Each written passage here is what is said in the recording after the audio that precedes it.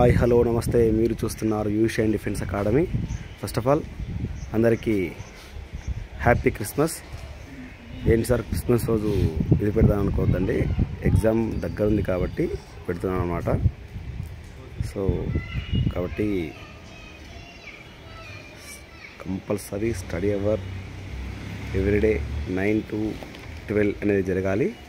And 2 to evening 7:30 or 8 classes జరుగుతాయి. Arithmetic and reasoning and GK classes జరుగుతాయి. So కాబట్టి